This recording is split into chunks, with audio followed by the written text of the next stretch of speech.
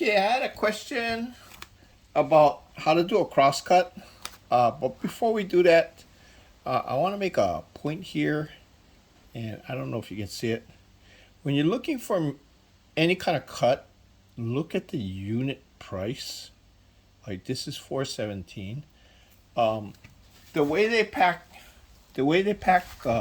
trays of meat is they calculate out the whole lot that they bought this bulk meat, and what they do is they know they get so many cuts, like in this case roast and stuff like that, and they figure out the price per pound, and that's how they, and depending on the cut they also adjust it for the cut. So the way to tell is they use the price per pound, okay, on it, and that will tell you how much per pound this is. So in this particular case, this roast is 2.35 pounds, and so multiplied by the 417. That's the unit price of, in this particular case, $9.80.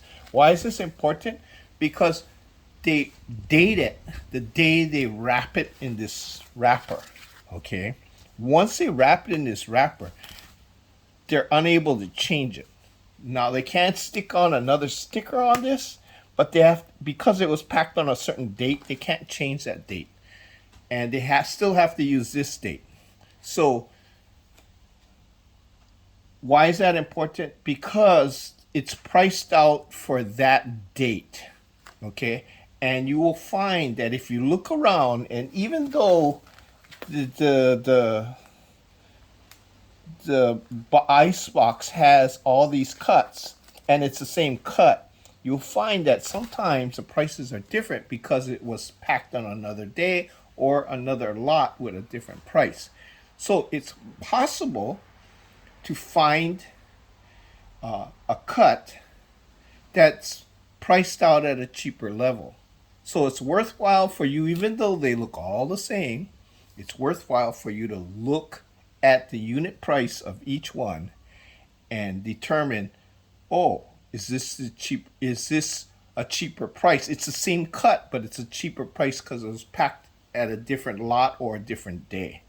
Now, granted, you might have an old piece, like it almost the sell by date is like already getting expired. So you got to look for that too. But you can usually tell if the meat's got a funny color to it, then it's probably old. Okay, so that's an obvious thing. Anyway, a question was brought forward: how to cut a steak on a cross bias. In other words, cross cut.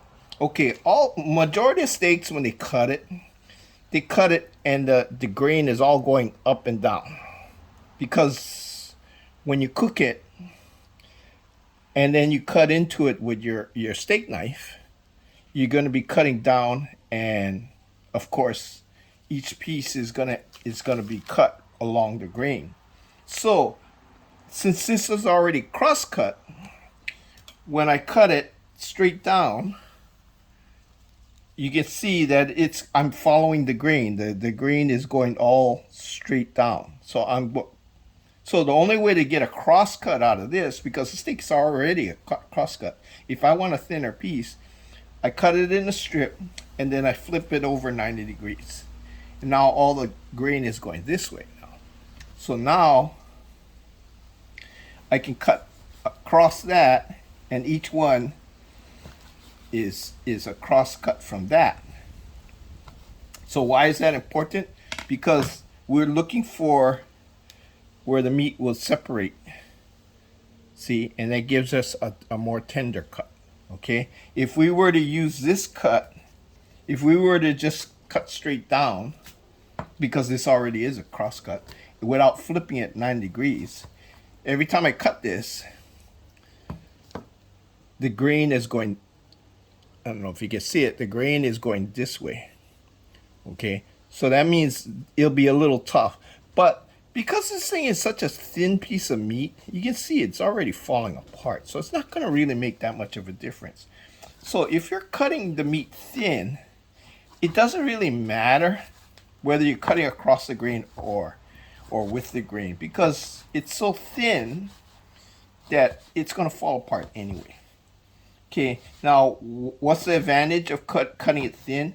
It cooks a lot faster, and you can flash, like stir fry.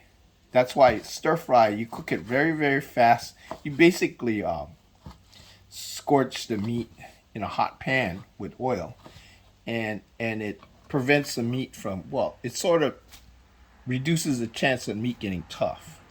Also, because it's thin, it gives a chance for the meat to absorb sauces. Now, I prefer to, that was a chuck steak, a regular chuck steak. This is a chuck roast.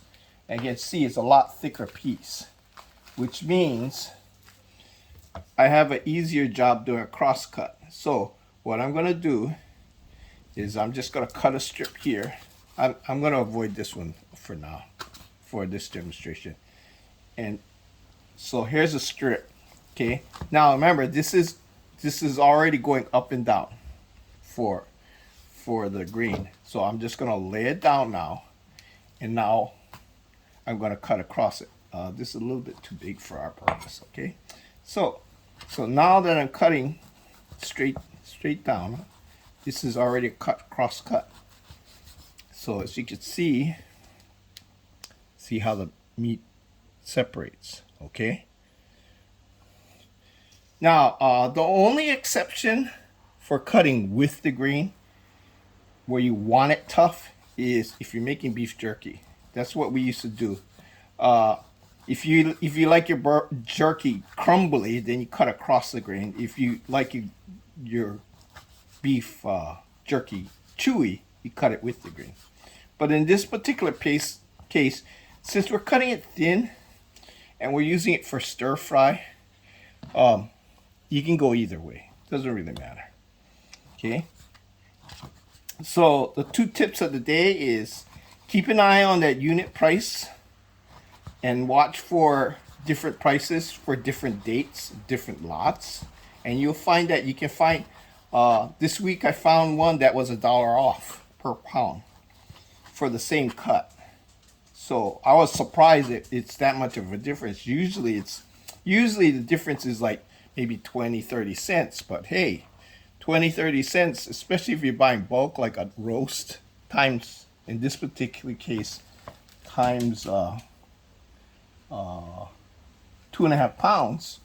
So that's 2.5 times the difference. So if I saved, like in this particular case, I think I saved like 80 cents. So times 2.5, and I'm looking at probably what, almost $2 savings. Okay. Anyway, so I'm actually making a Japanese dish, hashed beef, which is stir-fried thin sliced beef with mushrooms and onions in a burgundy wine sauce. It's kind of a Japanese take on a French style cooking. So anyway, aloha and take care.